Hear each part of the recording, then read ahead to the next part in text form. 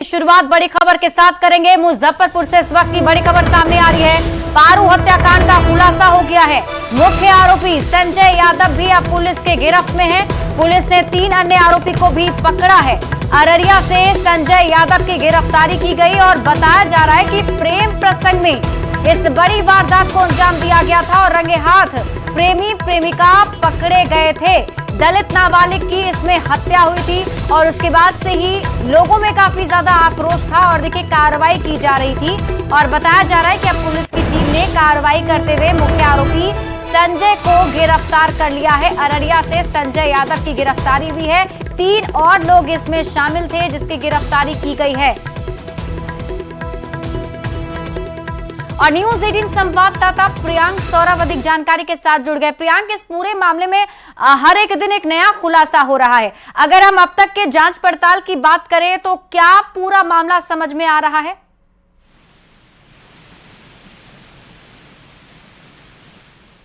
प्रियांक, आप मुझे सुन पा रहे हैं? जी, हेलो।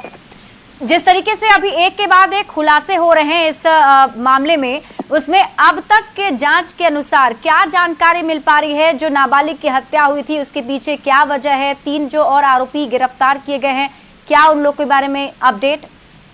जी, दरअसल यह पूरा मामला जो है 1 सप्ताह के अंदर भी किस तरीके से कहानी पूरी बदली है, हम पूरे डिटेल में बता देते हैं कि 12 अगस्त को नाबालिग लड़की जो महादलित समाज से आती है उसकी लाश मिली थी उसके घर के बगल में ही। और उसके लाश मिलने के बाद कई तरह की अफवाहें उड़ी थी जिसमें कई तरह की बातें कही गई थी, रेप तक की बात कही गई थी। हालांकि इसकी पुष्टि न्यूज 18 ने पहले भी नहीं की थी। न्यूज 18 ने जब शुरुआत में इस खबर किया था उस वक्त भी बता दिया था कि रेप को लेकर अभी भी पुष्टि नहीं की गई है पुलिस के द्वारा।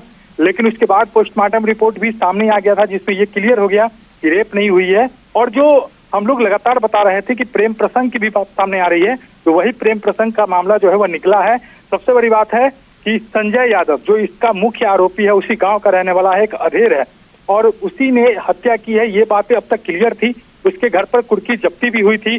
बहुत शॉर्ट नोटिस में कोर्ट के आदेश के बाद उसके घर पे इश्तेहार चिपकाया गया था और महज 6 दिन के अंदर कुर्की जब्ती हुई थी। यहाँ तक कि बिहार में पहली बार उसके घर पे बुलडोजर भी चला था। हालांकि ये कुर्की जब्ती प्रक्रिया के दौरान ही हुई थी, लेकिन उसके कल होकर भीम आर्मी बहुजन आर्मी का हल्ला भी हुआ था, काफी ज्यादा उपद्रव भी मचाया गया था।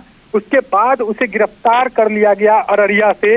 लेकिन जब वो गिरफ्तारी हुई है तो ये पूरा कहानी जो है काफी कुछ बदला हुआ लग रहा है और यह खुलकर सामने आ गया है। यह मामला हालांकि पहले भी सामने आ ही गया था कि उस दोनों के बीच में पहले बातचीत हुआ करती थी। लड़का और लड़की जो संजय यादव है और जो मृतका है, दोनों के बीच में पहले काफी बातचीत होती थी, परिवार के लोग भी बात करते थे। तो ये प्रेम प्रसंग और शादी की बातें जो पहले भी कही जा रही थी वह क्लियर हो गया था। लेकिन जो यह मामला सामने आया है कि उसके साथ 3 अन्य आरोपियों को गिरफ्तार किया गया है, वह कोई और नहीं बल्कि लड़की के पड़ोसी हैं जिन्हें इस बात की जानकारी मिल गई थी कि ये लोग अक्सर मिलते हैं, इनके बीच में बातचीत होती है और इसी को लेकर वो लोग उन्हें रंगे हाथ पकड़ना चाहते थे। और जिस दिन यह घटना हुई थी 11 अगस्त की रात को वो लोग उस जगह पर पहुंच गए थे जहां दोनों मिलने वाले थे और इस बात को लेकर विवाद भी हुआ था कि भाई हमारे समाज की लड़की के साथ यह व्यक्ति गलत सलत कर रहा है और इसी को लेकर वहां पर विवाद हुआ था।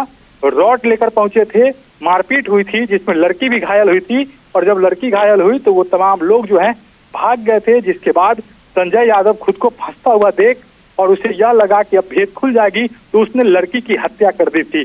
तो ये जो पूरा माहौल 1 सप्ताह के अंदर बदला है तो ये समझा जा सकता है कि किस तरीके से एक लड़की की हत्या हुई और पूरे इस हत्याकांड में किस तरीके से कहानी परत दर परत जो है वो बदलती चली गई। जी, पुलिस का अब क्या कहना है प्रियांक?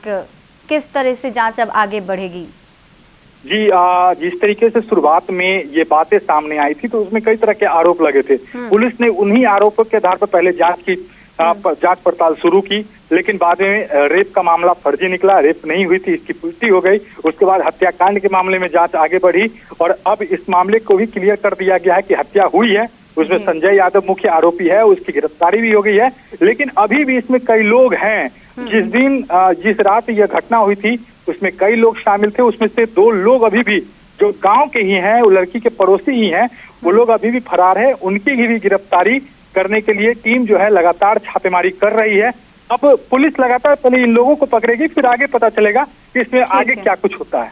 ठीक है प्रियांक, आप इस खबर पर नजर बनाए रखिए। बहुत बहुत शुक्रिया तमाम जानकारी के लिए। आज सुबह इसमें 4 लोगों की गिरफ्तारी और की गई है, जिसमें से एक जो नामजद अभियुक्त था जिनका नाम संजय राय है, जो इस घटना के मुख्य अभियुक्त थे, उनकी गिरफ्तारी की गई है। अररिया जिला है वहाँ के पास से। इसके अतिरिक्त 3 और अपराधकर्मी इसमें गिरफ्तार किए गए हैं जो उनके सहयोगी के रूप में थे, जिसमें एक का नाम पंकज पासवान है, दूसरे का नाम चुन्नू है और तीसरे का नाम मुन्ना पासवान है। इस प्रकार से इस पूरे घटनाक्रम में अभी तक हम लोगों ने कुल 5 लोगों की गिरफ्तारी की है। इसमें पूरी घटना में अभी 2 लोगों की संलिप्तता और प्रकाश में आई है पूछताछ के दौरान, तो हम लोग प्रयास कर रहे हैं और हम लोग की टीम उन दोनों लोगों की गिरफ्तारी के लिए भी प्रयासरत है। इस घटना के पीछे जो वजह थी, जिसकी वजह से ये घटना घटित हुई है, वो ये है कि जैसा कि आप सभी को ज्ञात होगा कि पूर्व में भी इस बात को प्रकाशित किया था आप सभी ने कि जो मृतका हैं और जो इसके मुख्य अभियुक्त हैं संजय राय, दोनों के बीच में लगभग पिछले 3 वर्षों से काफ़ी बातचीत होती थी, जिसके टेलीफोनिकली एविडेंस भी हम लोगों के पास में है और दोनों की जो CDR के डिटेल्स हैं वो इस चीज़ की पुष्टि भी करते हैं। घटना 11 मई की रात की है, 11 अगस्त की रात की है। तो 11 अगस्त को रात्रि में लगभग 10:30 बजे से 11 बजे के बीच में दोनों की टेलीफोन पर बात हुई, जिसकी पुष्टि CDR में भी है। उस फ़ोन पे वार्ता के उपरांत जो मृतका है वो वहाँ पे गई, जो एक नियत जगह रहती थी, वो चौर का इलाका है उसी गांव का, जहाँ पे ये मुख्य अभियुक्त संजय राय, उन्होंने मृतका को बुलाया था और गांव के जो 5 नवयुवक हैं जिनको लगभग पिछले 2-3 महीने से इस पूरे घटनाक्रम की जानकारी थी और इन लोगों का उद्देश्य ये था कि अब इन लोगों को रंगे हाथ पकड़ना है और हम लोगों के समाज विशेष की बच्ची है जिसके साथ में ये व्यक्ति गलत करता है। तो इन 5 ही नवयुवकों ने उस दिन इनको रंगे हाथ पकड़ने की योजना बनाई। तो जब ये बच्ची वहाँ पहुँची है तो उसके तुरंत 2 या 3 मिनट के अंदर ये 5 जो नवयुवक, जिनमें से 3 की गिरफ्तारी की गई है, 2 अभी फरार हैं, ये 5 वहाँ पे पहुँच गए और दोनों जब वहाँ पे पहुँचे तो मृतका और ये मुख्य अभियुक्त संजय दोनों वहाँ बैठे हुए थे। और न्यूज़ 18 संवाददाता संजय कुमार हमारे साथ जुड़ चुके हैं। संजय, अभी हम पुलिस का बयान ही दर्शकों को सुना रहे थे, जिसमें अब जो है इसमें नया मोड़ सामने आ गया है। प्रेम प्रसंग की बात कही जा रही है, बताया जा रहा है कि पड़ोसी भी इसमें इन्वॉल्व थे। आप तक क्या कुछ अपडेट है?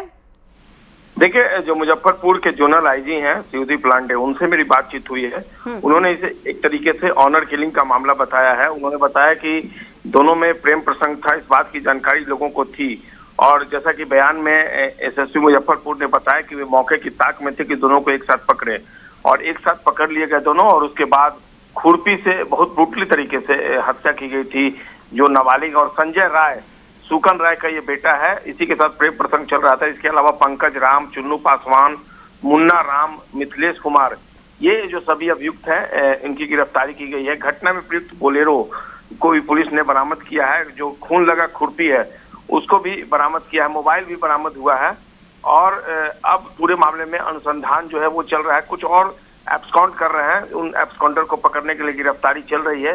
लेकिन निश्चित तौर पर जिस तरीके से इस पूरे मामले में घटना सामने आई थी उसको लेकर तमाम तरह के सवाल उठाए जा रहे थे। हालांकि पोस्टमार्टम रिपोर्ट में रेप की पुष्टि नहीं हुई थी, लेकिन ब्रूटली तरीके से उसकी हत्या की गई थी, ये तय था और यही अंततोगत्वा सामने आया। घटनास्थल से FSL की टीम और डॉग स्क्वाड की टीम द्वारा जो साक्ष्य संकलित किया गया था उस आधार पर इन्वेस्टिगेशन आगे चला और उसके बाद इस पूरे मामले का खुलासा हुआ है। जी ठीक है संजय, बहुत बहुत शुक्रिया तमाम जानकारी के लिए।